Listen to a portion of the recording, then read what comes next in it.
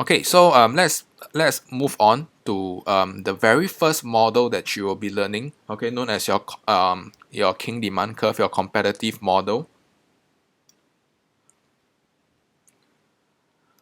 So why are we learning this? Okay, basically, if you recall the tree diagram, this belongs to the very first model that I actually drew. Okay, under price competition. So why are we learning this? Okay, number one, this is one of the most favorite topics they like to test you on price competition. Okay, and second, okay, this is a very popular theory that is used to explain a lot of phenomenon that you encounter in reality. Why price tends to be stable? Why nobody wants to engage in price competition? So no doubt that we mentioned this as a price competition model, but ultimately, we want to explain the reverse. We want to explain why firms do not want to engage in price competition using this model. Clear so far? Alright, so the word king demand curve, okay, I'll explain to you why is it kinky later. Okay, king means there's a disjoint. Okay, so the king demand curve, okay, it actually consists of two portions, two demand curves. Alright, so the top half of the demand curve, okay, the upper half, it is actually a elastic demand curve. Okay, so once again, if you are not very sure about your concepts of elasticity, all right, please go back. Okay, not go back. You're already at home, but please rewatch the lecture under PED. All right, because you realize something. The concepts that are used in the previous lecture under monopolistic competition and down here oligopoly involve certain degree of understanding in PED. Okay, so you need to have good understanding what is your price elasticity of demand. Okay, and the shape that I mentioned to you. All right. So let's look at the diagram again. The top half of the king demand curve suggests that it is price elastic. Okay, and this is your price and your output. Okay, your demand curve, it is very, very flat.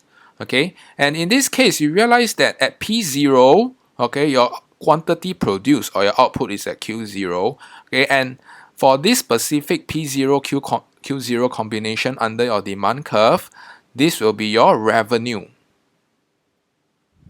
for the firm. Revenue equals to A plus B. Alright, so now let's look at what happens, okay, when a firm tries to raise price.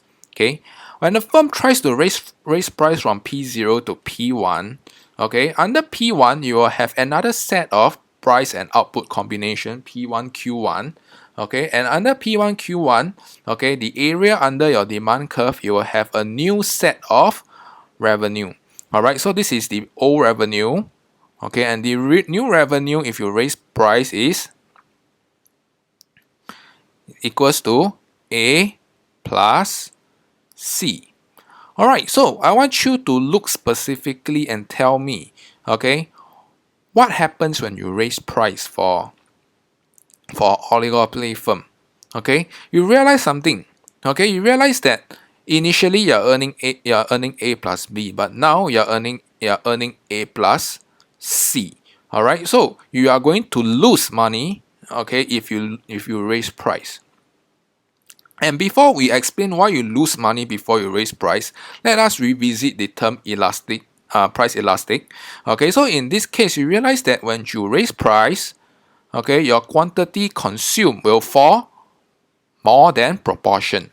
Okay, if you recall the concept of elasticity, okay, it simply asks you or simply tells you, okay, what is the responsiveness of quantity demanded, okay, with respect to percentage change in its own price.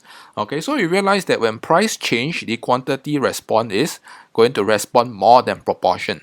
Okay, and that's why this is elastic demand curve and it is flat. Okay, I think by now you should know. I shouldn't be explaining this. Okay, but for the benefits for students that are still not very sure, I will do that one more time. Okay, so let me repeat. If you have problems with your elastic concept, please watch this first before you go on with the lecture here.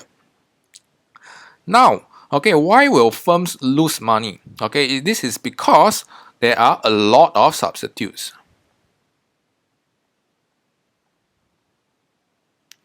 Okay, the availability of substitutes. Okay, I will say availability, not a lot, because this is oligopoly, availability of substitutes.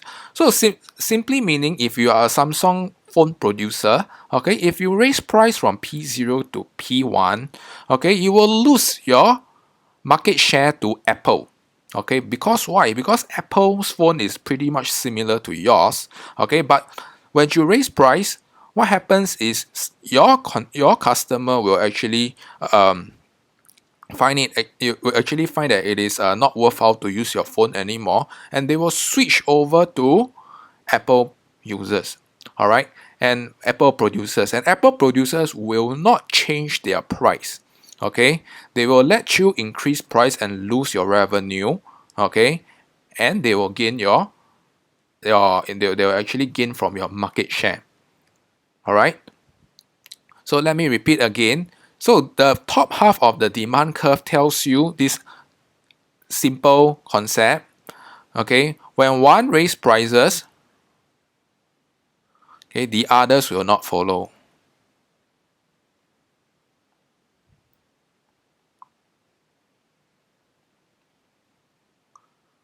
Okay, I'm very sorry, the writing software seems to be lagging. Okay, so there will be sometimes there will be very awkward pause. Okay, but I will try to rectify this problem ASAP. Okay, so let me repeat again. For the top half of the demand curve, it illustrates one simple theory. When one raises prices, you will lose revenue, and the other of your competitors will not follow. Okay, so it doesn't make sense for you to raise price, okay, when you are at the top half of the demand curve.